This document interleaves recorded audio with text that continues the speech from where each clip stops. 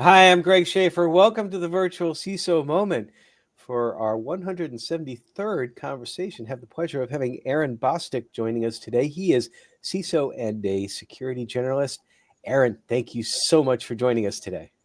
Thank you for having me. I appreciate it. So, would like to begin as we always do, because I love hearing people's stories. How did you get started in this whole cybersecurity, information security stuff?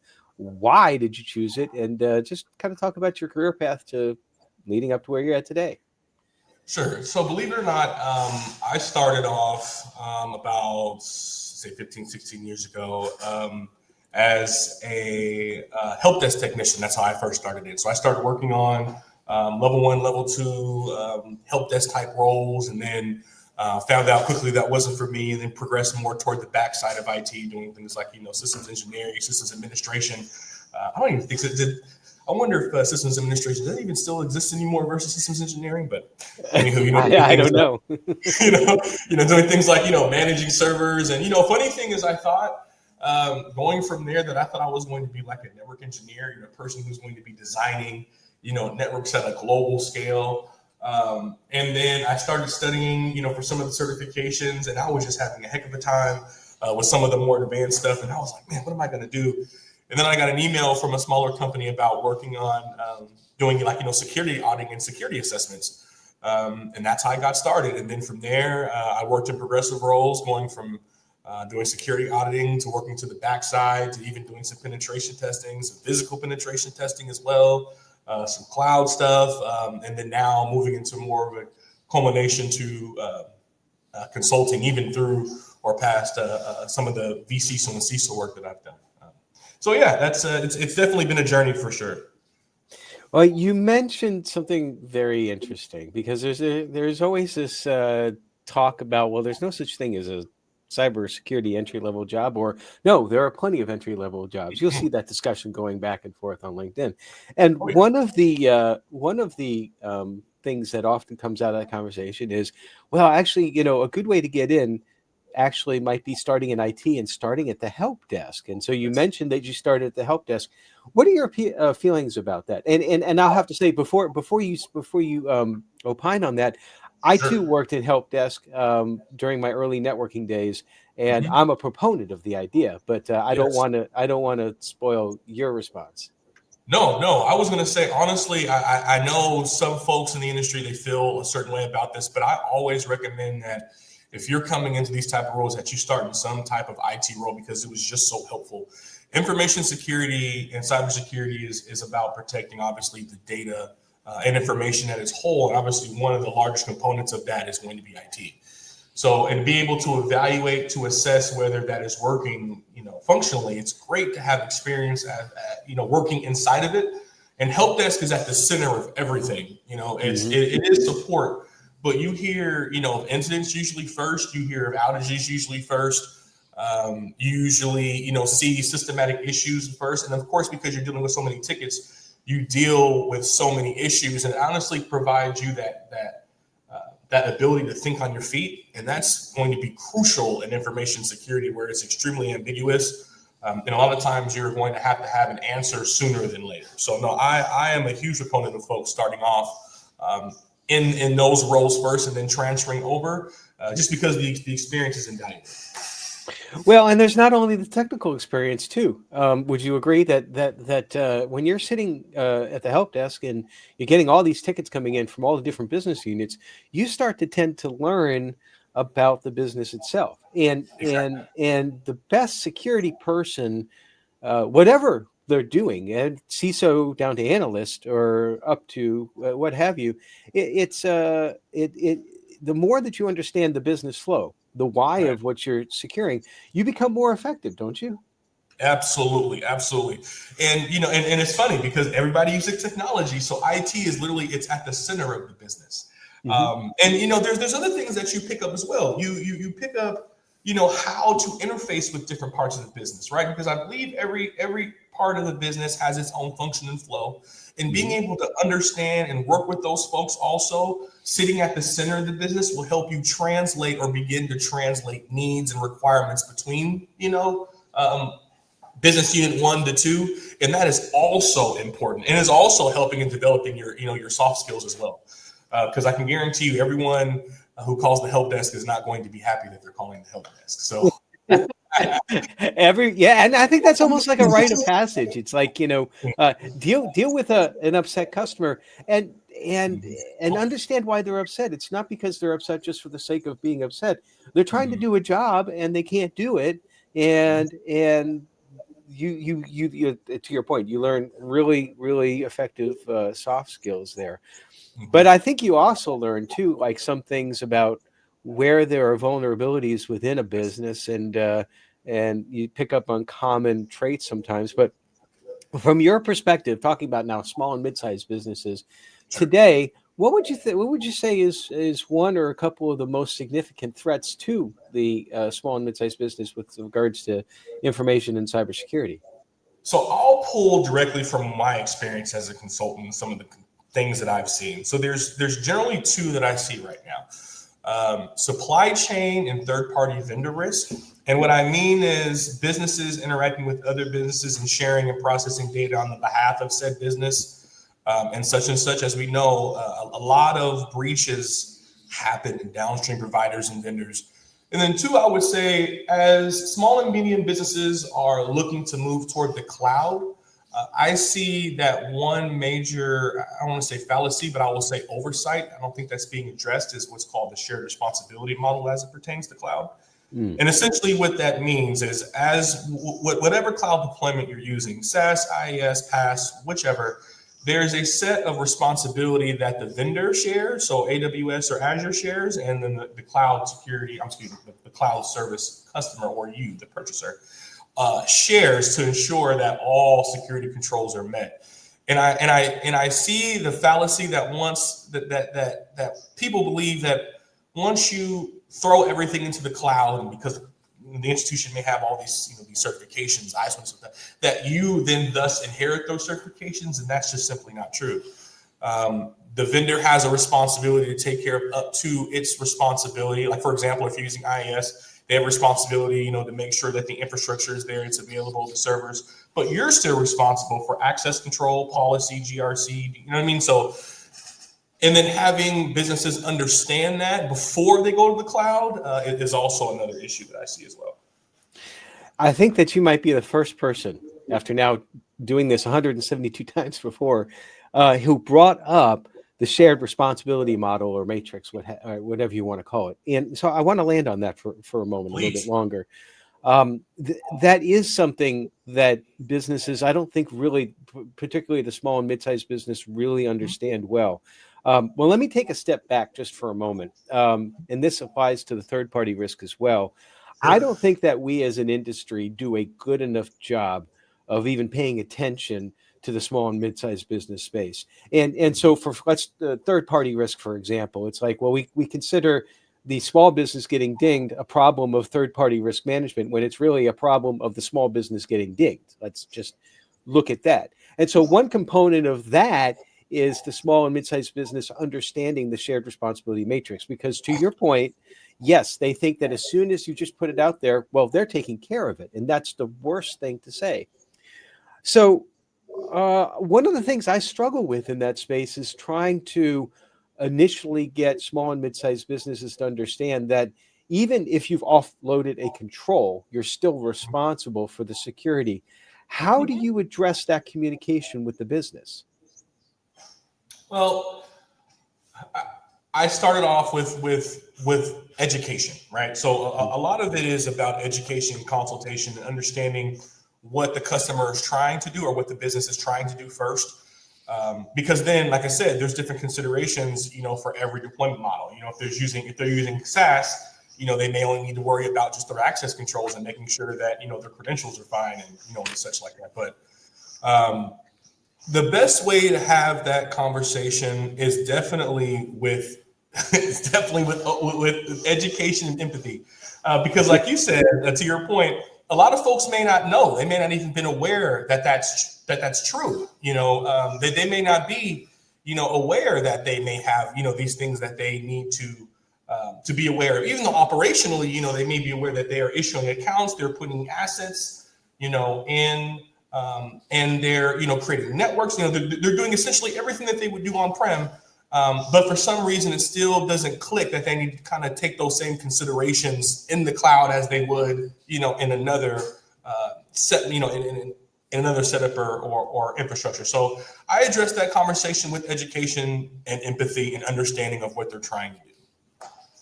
Well, first of all, I really like the saying education empathy. I will give you credit on that every time I use it. And if you require like some sort of a payment, I will pay it as well too, like a nickel every time I say it. So, That's not ready to coin it. Yeah. So what is a responsibility matrix? Like what does it look like?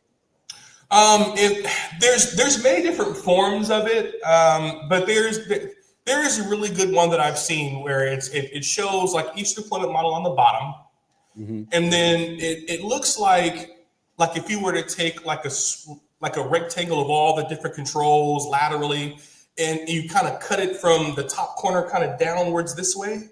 That's how the shared responsibility would look, and it would start with the least responsible, or which model the vendor is least responsible for, obviously for what the customer might be most responsible for, and then all the way kind of sliding down up to SaaS, right, where the vendor is responsible for the most, but the customer is responsible for the least amount of controls. And I wish I had an infographic to show you, but that's the best way that I can describe it physically.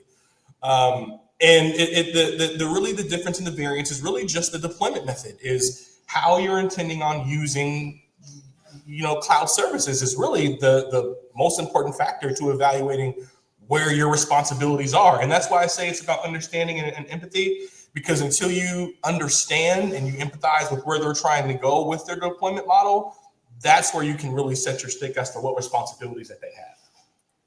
And it's not necessarily, though, just for like cloud deployment models. They have the same similar concept, like, for example, for PCI. When you have an audit, they'll want you to demonstrate, well, do you handle this control, this requirement in-house? Do you handle it out? But one of the other things, and this gives me the opportunity to dig a little bit further now into the SOC 2 report. Sure. What a lot of people don't realize is, I think most people, particularly small and mid-sized businesses, don't realize the usefulness of the SOC 2 report. They understand the uselessness of it sometimes, because a lot of times people are down on the SOC 2 saying that it's really like the minimum amount of flair, and it's not like the really big security, but it's getting there. But if you're doing your third-party due diligence and you get a SOC report, you need to read the whole thing, including two sections. One is the complementary user entity controls. And isn't that just basically a responsibility matrix? It's saying that you, as the customer, need to be responsible for these items. Yes. And then I can't remember, maybe you can help me out with this, but I can't remember what the other one is called, the going the other way, where the company says, well, our vendors take care of these particular things. But the point being is that would you not agree that that some version of the responsibility matrix exists in a lot of areas of infosec? And if so, is the main reason to get people to understand that security is not necessarily an off and on, a mine or yours, but there's a lot of nuances involved? Shared responsibility is everywhere. And it's just a concept that I'm using, I think, in the concept of just cloud, but shared responsibility is everywhere. It's about your acceptable use. It's about, how you interface with different business units and what their responsibilities are for their controls and versus not. I mean, we deal with shared responsibility in information security all the time with information technology, right? What control do IT manage versus what, controls security manage, and how do we work together to create that ecosystem? And that's that ecosystem. That's how, security and compliance work together, in my opinion. But I think shared responsibility is an overarching, concept, almost as broad, as information security. I think shared responsibility exists in many different areas and smaller bubbles of information security, but I think there hasn't been one area of information security or auditing or GRC, or even, for example, vendor management, third-party security. That's a perfect example of shared responsibility, right?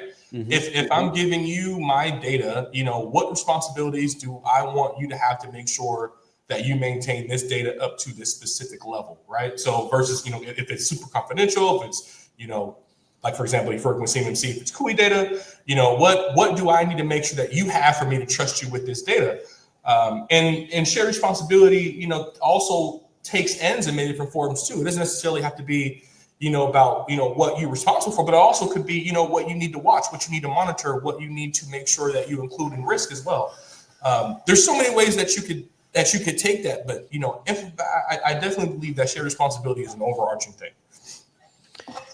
So you mentioned acceptable use policy. It got me thinking about the whole policy structure as well within an organization, and that really speaks to the shared responsibility model. And that we say sometimes this is an overused saying in information security, but we say that security is everyone's responsibility. And what we're really saying is no, we're not saying that the end user needs to be an expert in information security. We're emphasizing that there's this teamwork involved, and you do have some things that you need to be responsible for as an employee, and then IT, and then information security, and then everybody else within the organization. I was going to say that's really important, because I think that it also, and you're right, you don't need to be a security, you don't need to be a CISSP to understand what your responsibilities are as it comes to information security and cybersecurity. I think it's understanding that everyone has a part to play, whether how big or how small. And even if you're just a standard user, you don't really have access to anything, but, locking your computer, keeping your password secret, making sure you understand, like you said, your acceptable use and how the company wants you to use those systems, and making sure you don't deviate from that. All of that is your responsibility, and all that has a part to play, whether large or small. And even though those responsibilities seem small, those can lead, if violated or neglected, can lead to big impacts, right? We all know that, the easiest fruit to grab is low-hanging fruit. Right. And some of those smaller things, like even like account management, password management, lead to huge breaches. How do you feel that, flipping it around the other side? So we just talked about the users at an organization.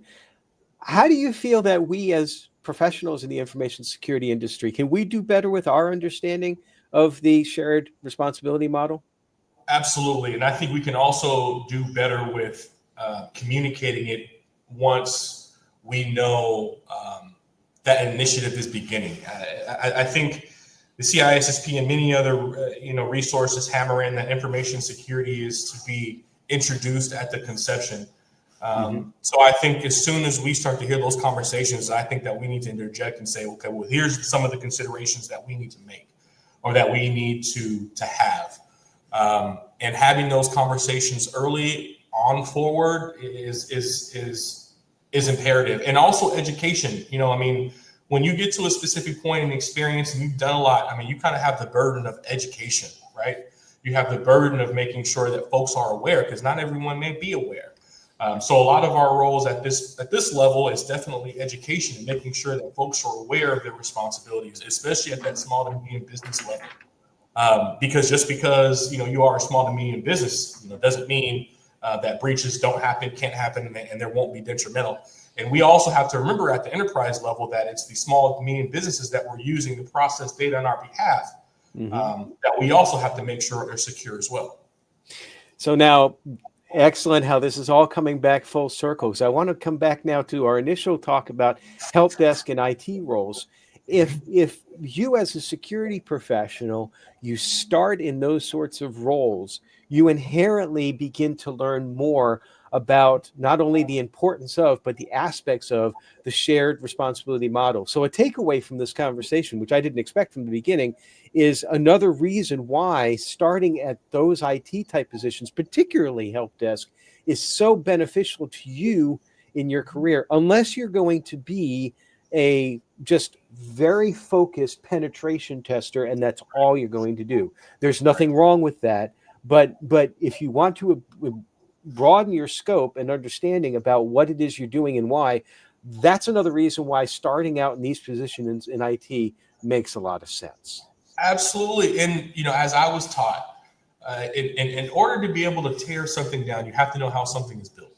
And the best way to see how something is built and operate from that side is definitely, on those level 1, level 2 lines. And even if you are a focused penetration tester, I still would recommend that you start off as a systems engineer. You understand servers, you understand how to build them. Because again, to be able to tear something apart, you didn't know how something is structured.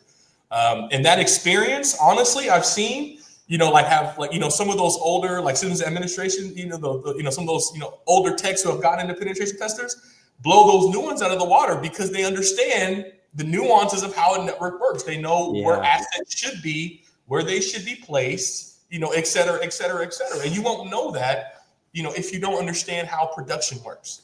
Yeah, you can't secure what you don't know about. Exactly. And that's just almost a fundamental truth in information security. Well, another fundamental truth is that this can be an incredibly stressful field. And somehow or another, I've survived doing this for 35 years and counting. I have no idea. I don't know where that 35 years went, to tell you the truth. But it can be very stressful. And I have personally dealt with the stress in good ways. I've dealt with it in not such good ways. And so I like to promote the idea and remind everybody that you need to step away from the stresses of cyber. So what's one of the things that you do to get away from your stress? I know it sounds so cliche, but I game. I game with family. Also what else really helps is also linking up with others in the industry. Folks that are like you and sharing, those stories, being able to have someone who identifies with what you're going through is honestly enough for me at times. So, making sure you utilize those professional groups, or even folks that you just, friends that you just, know work in the industry, and, being able to stay connected with those folks is important. I believe everyone needs to be able to have their support groups. But definitely my outlets are definitely, playing video games. I'm certainly a gamer. And I also like to hang out with friends and family, kind of just taking time to just disconnect and get away, from, the computer and the machine and things for a while has also been helpful as well. Yeah, and it's so important to that networking aspect, not IT side, but the people side. I guess I could say that one of my failings earlier on in my career is that I tended to keep things inside and not talk about it. And as I progressed, I realized, you know what? I'm not the only one that's going through this issue right now. It's like and because I would only reach out if I had like a technical question. It's like, how do I load this driver on this Novell server, for example? I'm dating myself on that, by the way. But not like, well, how do you deal with not getting sleep, or the stress of not getting sleep by being on call all that time? I never reached out for that, and I wish I had. So I think that's excellent advice. Aaron, what kind of things you got coming down the pipe for you? I don't know if is the saying coming down the pipe or coming down the pike. I say coming down the pipe because it makes sense, Yeah, it's like, and sometimes some of the stuff coming down the pipe is good, and sometimes it's not so good. But I guess pike might be like, like a turnpike, a road. Anyway, I digress. What you got planned coming up? Honestly, really just continue to get, put the personal brand out there, continue to meet folks, continue to just interface with the industry, and really, continue to fight the good fight. I also have a couple of side things like Laser and CSG, which are both available on my LinkedIn if you want to know more about those. But really just, continue to fight the good fight, continue to networking, continue, to progress myself. I just finished my master's, about a year or so ago. So I'm not doing anything, academically. So now it's just really getting to know, not getting to know, but just, further immersing myself in the industry and continue to fight the good fight. Well, congratulations on getting the master's, and very happy and proud to be working with you and fighting the good fight. And we need people like you out there, and we've got a lot. And that's one of the great things about doing this podcast too, is that I get to have these great conversations with folks like you. So thank you again so much for joining us. Thank you for having me, Greg. I appreciate it. It's been fun. And everybody, stay secure.